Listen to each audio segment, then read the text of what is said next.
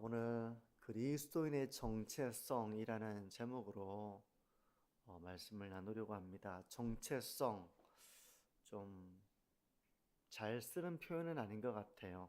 그러니까 그리스도인이 어떤 존재인지, 또 어떻게 살아가야 하는 자인지, 우리가 신분에 맞는 옷을 입는 것처럼 경찰은 경찰복을 입고 스튜디오스는 또 입고 있는 그 옷이 있잖아요.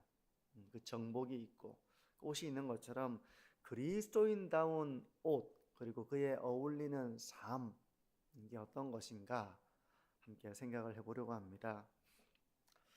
그리스도인은 어떤 자들인가, 이렇게 이제 질문을 드린다면 되게 추상적으로 그리스도인이 어떤 존재일까, 그렇게 아마 생각이 되지 않을까. 물론 이 가운데는 그리스도인이 어떤 존재일까요 한다면 여러 가지를 이야기할 수도 있겠죠. 오늘 본문 12절에서 14절까지는 그리스도인이 어떤 존재인지를 말씀하고 있는데요. 12절과 13절을 먼저 보시면 이렇습니다. 자녀들아, 내가 너희에게 쓰는 것은 너희 죄가 그의 이름으로 말미암아 사함을 받았으며, 아비들아, 내가 너희에게 쓰는 것은 너희가 태초부터 계신 이를 알았으며, 청년들아, 내가 너희에게 쓰는 것은 너희가 악한 자를 이기었습니다. 지금 세 부류의 사람들이 나오죠. 자녀들아, 아비들아, 청년들아 하면서 각각의 이 부류의 사람들을 부르면서 이렇게 자녀들아, 너희 죄가 그의 이름으로 말미암아 사람을 받았다. 아비들아, 너희가 태초부터 계신 이를 알았다. 청년들아, 너희가 악한 자를 이기었다. 그렇게 요한은 말하고 있습니다. 여기서 자녀들, 아비들, 청년들은 연령에 따른 구분이 될 수도 있을 것 같고요.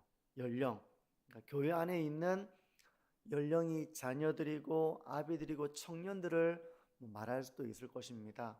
그런가 하면 영적인 부분에서 아직 영적인 자녀들이 있고 영적인 아비들이 있고 영적인 청년기가 있고, 그래서 그렇게 또 묵상을 해볼 수도 있겠죠.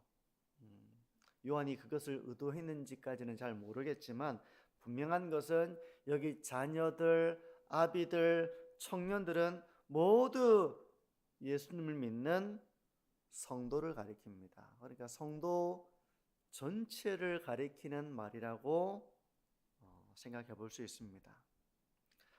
그러니까 이제 그리스도를 믿는 자들은 어떤 사람들인가? 첫 번째, 그들은 죄 사함을 받은 자들입니다. 여러분, 그리스도인은, 성도는 죄 사함을 받은 자들입니다. 예수 그리스도의 이름으로 죄 사함을 받은 자들, 하나님의 구원을 받은 자들, 이게 바로 그리스도인의 정체성이에요. 두 번째는 태초부터 계셨던 그리스도를 안 자들입니다. 예전에는 몰랐겠죠. 복음의 말씀을 통해서 예수님을 알게 된 것이죠. 예수님이 어떤 분이신지, 바로 예수님이 하나님이시라는 것을 알게 된 자들이고, 또 여기서 안다는 것은 지성적으로 안다는 것을 뛰어넘어서서 바로 하나님과 그리스도와 사귐을 통해 안다는 그런 의미를 포함하고 있습니다. 우리가 누군가를 안다 그러면 이렇게 항상 체험적으로 아는 것을 말하잖아요. 한 번도 만나보지 못한 사람을 우리가 내가 그 사람 좀 알아, 그렇게 말할 수도 있죠. 근데 내가 그 사람을 아는데 라고 할 때는 그 사람을 겪어보고 체험하고, 그런 것처럼 성경에서 알다라는 표현은 이렇게 체험적으로 아는 것을 말합니다. 그러니까 복음의 말씀을 통해서 하나님과의 사귐을 체험한 사람, 하나님과의 사귐, 그리스도와의 사귐을 경험한 사람을 의미합니다. 그러니까 그리스도인은 바로 이런 체험적으로 하나님의 음성을 듣고 귀로 듣는 것은 아니겠죠. 하나님의 말씀 통해서 우리 가운데 심중에 그 주님의 뜻을 깨닫게 되고, 또 하나님의 말씀이 영혼의 거울과 같이 나 자신을 돌아보게 해주는 그 책망의 말씀으로, 교훈의 말씀으로 이 말씀을 들으면서 하나님과의 사귐, 양육, 교훈을 받게 되는 것입니다. 그리스도인은 바로 이렇게 체험적으로 하나님과 예수님을 아는 자들이라는 것입니다. 그리고 세 번째는 악한 자를 이긴 자라고 말하고 있습니다. 악한 자.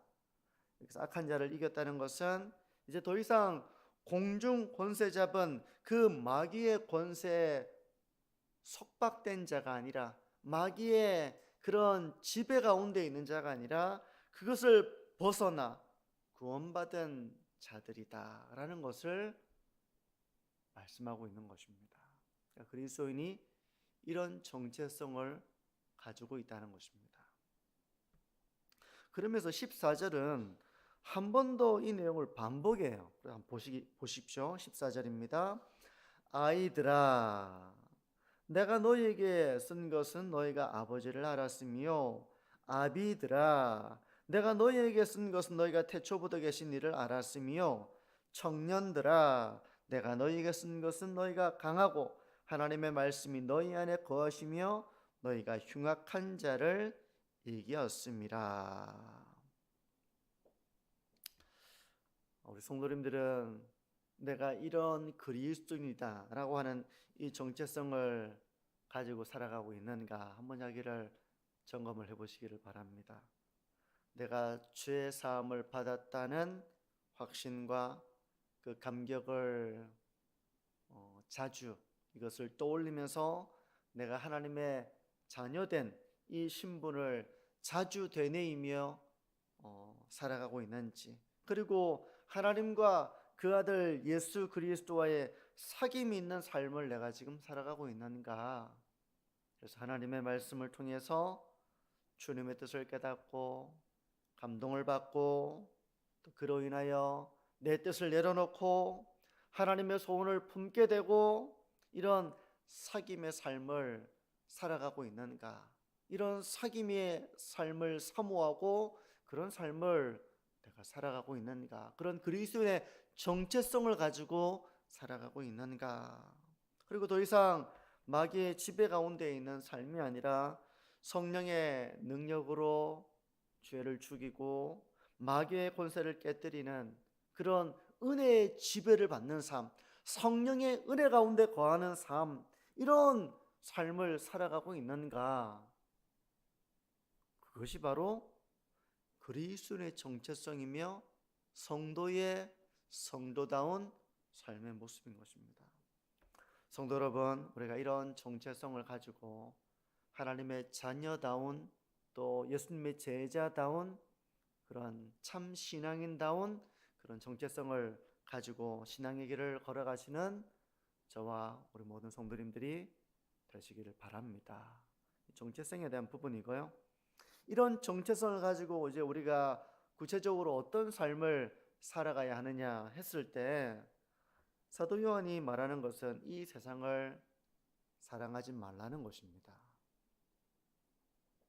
이런 말씀 속에서도 당시 이제 이 서신의 기록 배경 속에 있는 영지주의자들, 그들이 이제 쾌락주의를 살아가고, 내 영혼은 이미 구원을 받았으니 내 육신으로는 어떻게 살아가든지 상관이 없다라고 하는 이런 하나의 어떤 생각들을 가졌던 영지주의자들 뿐만 아니라, 신앙을 가지고 있음에도 불구하고 여전히 그 본성을 따라서 세상적으로 살아가는 자들에게 주는 하나의 교훈의 말씀이라고 생각이 되는데요.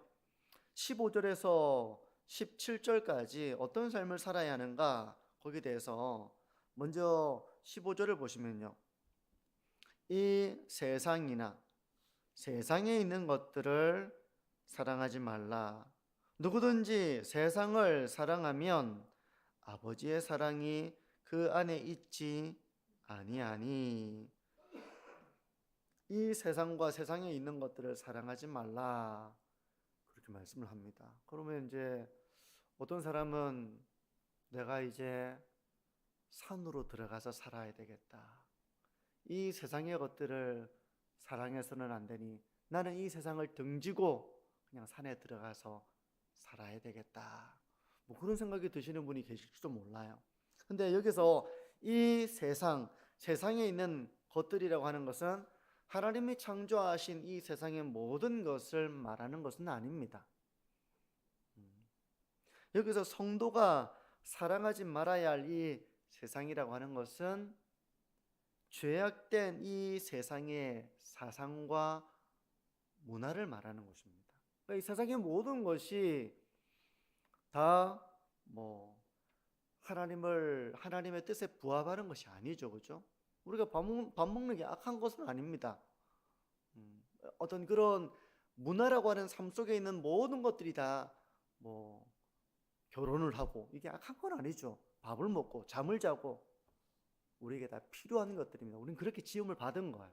그런데 이 세상의 사상과 문화에는 하나님을 대적하고 하나님의 뜻을 거스르는 것들이 많이 있습니다. 근데 그걸 미화시키기도 하고 그것을 아름다운 것으로 또 선한 것으로 포장하기도 하는 그런 이 세상의 사상과 문화, 그런 세상 사람들이 걸어가는 삶을 추종하고 따라가고 닮아가서는 안 된다는 그런 말씀이에요. 그러므로 이 세상을 사랑하는 사람은 하나님의 사랑이 없는 자인 것입니다. 거꾸로 말하면 하나님의 사랑이 있는 사람은 이 세상을 사랑하지 않는다, 그런 의미예요. 근데 이제 이 말씀을 이제 그리스도인이 된 사람은 완벽하게 세상을 사랑하지 않고 하나님만을 사랑하는 삶을 살아간다, 조금의 흠도 없이 그런 삶을 살아가는 사람이다, 그건 아니라고 했습니다. 우리가 요한 1서 1장부터 볼 때 우리는 여전히 타락한 본성을 가지고 있죠. 우리가 하나님의 뜻을 따라 살지 못할 때가 있습니다. 하나님이 기뻐하시지 않는 것을 행할 때가 있습니다. 죄의 유혹을 받아서 넘어질 때도 있습니다. 하나님이 명하신 것을 순종하지 않는 완악함이 우리에게 있습니다. 때로는 악한 것을 분별하지 못해서 악한 것을 추구할 때도 있어요. 그런 경우도 있습니다. 하지만 하나님이 그런 우리를 어떻게 하십니까? 양육하죠. 교훈하고 책망하고 바르게 함으로 그렇게 양육을 하셔서 우리가 회개하며 돌이키며 주님의 뜻을 품으며 또 하나님의 소원을 나의 소원으로 품으면서 살아가도록, 회개하고 성화의 길을 걸어가도록 하시잖아요. 그처럼 하나님의 백성들은 본질적으로 그런 삶을 산다는 것입니다. 완벽하게 이제는 죄의 유혹도 없고 이런 의미는 아니라고 했습니다. 하지만 본질적으로 거듭난 자로서 하나님을 향해 회심한 자로서 이제 하나님을 사랑하는 삶의 길을 걸어간다는 것입니다. 그러하지 못할 때는 애통하고 회개하고 하나님의 용서를 구하고 다시 주님의 뜻을 깨닫고 교훈을 받고 그리하여 그 길을 본질적으로 걸어가는 자가 되었다는 것입니다. 이 세상을 사랑하지 말라라고 하는데요, 이 세상에 속한 것들의 특징을 이제 사도 요한은 말하고 있는데 16절과 17절을 보시면 이 세상에 속한 것들의 특징이 이렇습니다. 이는 세상에 있는 모든 것이 육신의 정욕과 안목의 정욕과 이생의 자랑이니 다 아버지께로부터 온 것이 아니요 세상으로부터 온 것이라. 이 세상도 그 정욕도 지나가되 오직 하나님의 뜻을 행하는 자는 영원히 거하느니라. 여기서 사도 요한이 이 세상에 속한 것들은 그 모든 것이 이제 그 특징을 말하는데, 육신의 정욕, 안목의 정욕, 이생의 자랑이라고 말하고 있는데요. 먼저 육신의 정욕부터 생각해 본다면, 육신의 정욕, 육신이라고 하는 말은 헬라어로 사르크스라고 하는 말인데, 이 육신이라고 하는 말은 그냥 우리의 몸을 말하는 것이 아니라 타락한 본성을 말하는 것입니다. 그러니까 타락한 본성을 따르는 욕망이 있다는 것이죠. 이 세상에 속한 것들은 바로 타락한 본성을 따른 욕망을 추구한다는 것입니다. 이 세상은 그걸 사랑하지 말라는 거예요. 성적으로 결혼이라고 하는 제도를 벗어나 이루어지는 모든 욕망, 사람은 그런 타락한 본성을 따른 욕망을 추구한다는 것입니다. 하나님께로부터 온 게 아니에요. 그건 이 타락한 세상으로부터, 죄로부터 말미암은 것입니다. 그걸 사랑해서는 안 된다는 거예요.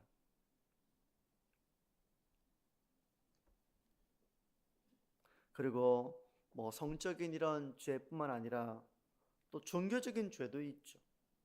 하나님이 아닌 것을 신으로 의지하고 숭배하는, 사람은 뭔가를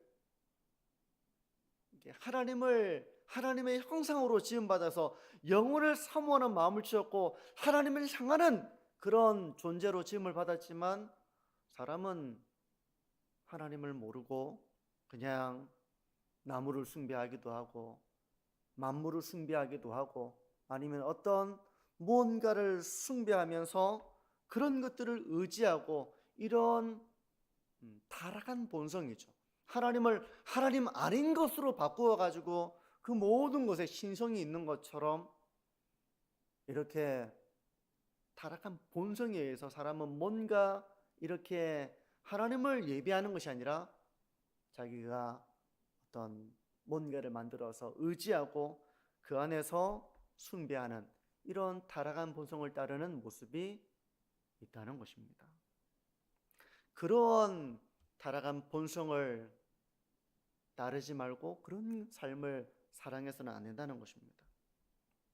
그런가 하면 사회적으로도 타락한 이런 본성을 따른 그런 욕망들은 사회적으로 하나가 되고 서로 사랑하고 품어주고 용서하고, 이런 하나님께로 비롯된 삶의 길을 걸어가는 것이 아니라 내 편과 네 편을 가르고 분열하고 상대방을 모함하고 당을 짓고 죽이고 올라서고 짓밟고, 이런 타락한 욕망을 따라 사회를 구성하고 그 가운데 살아가는, 이런 육신의 정욕을 따르지 말라는 것입니다.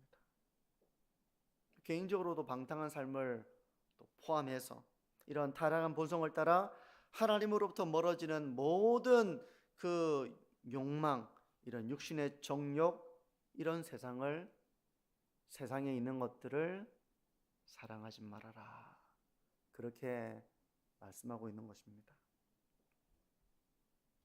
근데 우리가 이런 것들을 때로 사랑할 때가 있습니다. 하나님께서 하나님으로부터 난 것이 아니고 거룩한 것이 아니고 이 세상으로부터 난 것들을 우리가 유혹을 받잖아요. 이런 유혹을 받습니다. 사회적으로든 종교적으로든 성적으로든 개인적으로든 이런 유혹 가운데 우리가 있는데, 그걸 사랑하지 말라고 사도 요한은 말하고 있는 거예요. 두 번째는 안목의 정욕입니다. 안목의 정욕. 안목의 정욕은 보는 것을 통한 정욕인데요, 많은 부분이 사실 보지 않으면 욕망이 생기지 않는 경우가 많아요.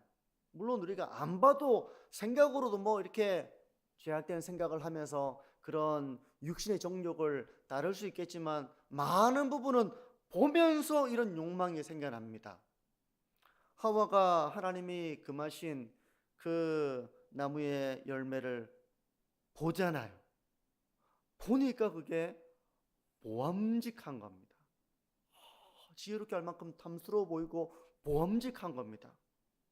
다윗이 그 탁월했던 다윗이 간음을 하고 살인을 저지르고 하는 거기에는 보는 그런 죄가 있었던 것입니다. 밧세바가 목욕하는 장면을 본 거예요. 또 아간이 범죄하게 되잖아요. 바벨론의 그 외투를 봅니다. 금과 은을 봅니다. 보니까 그걸 갖고 싶은 거예요. 보니까 갖고 싶어서 그걸 숨겨놓은 겁니다. 많은 경우가 보는 걸 통해서 참 죄로 연결되는 그런 것들이 너무 많아요. 이것은 우리 성도들이 보는 것이 얼마나 조심해야 되는 건지를 우리에게 말씀해 주는 부분이라고 말씀할 수 있습니다. 우리가 보는 걸 정말 주의해야 되는데 우리는 그냥 보고 싶은 것을 봅니다. 그냥 여과 없이 보고, 보면 또 우리가 그런 보암직도 하고, 보면 또 마음이 움직이고, 우리가 여기서 얼마나 절제와 주의가 필요한지 몰라요. 안목의 정욕, 이생의 자랑, 이 세상의 것들은 이생의 자랑입니다. 여기서 이생이란 말은 헬라어로는 재물을 가리키는 말입니다. 이생의 자랑.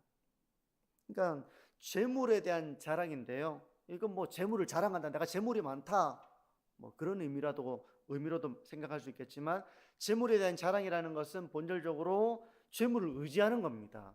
재물을 의지하고 또 재물이 많음을 자랑하고 재물을 의지하고 신뢰하고 이런 삶을 말하는 것입니다. 이생의 자랑. 이런 사람은 재물로 인하여 교만해지고 재물로 인하여 허탄한 생각에 빠지게 됩니다. 하나님이 없어도 재물이 있으면 전혀 걱정이 없고, 재물이 많음으로 교만해지고 재물이 많음으로 자랑에 빠지는, 이런 세상에 자랑하는 이런 세상과 세상의 것들을 사랑하지 말라는 것입니다. 이런 삶을 너희가 추구하고 따라가지 말라는 것입니다. 오늘 말씀을 한번 정리해 보시죠. 우리가 그리스도인의 정체성을 가지고 이런 내가 하나님의 자녀가 된, 죄 사함을 받고 하나님의 자녀가 된 이 감격을 내가 자주 되뇌이며 누리며 살아가고 있는가?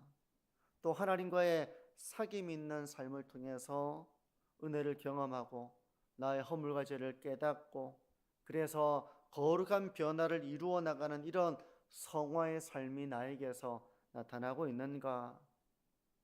그래서 죄를 죽이고 마귀의 권세를 이겨내는 이런 성령의 능력을 체험하는 이런 그리스도인의 삶을 살아가고 있는가? 그리고 이런 우리의 육신의 정욕, 안목의 정욕, 이생의 자랑, 이런 것들을 내 안에서 여과 없이 그냥 이런 정욕과 이생의 자랑을 따라가는 삶인지, 아니면 이런 세상에 속한 것들에 대한 유혹을 이겨내며 그리스도의 정체성을 가지고 복음의 감격을 가지고 십자가의 은혜를 간직하고 하나님과 사귐 있는 삶의 길을 걸어가는가?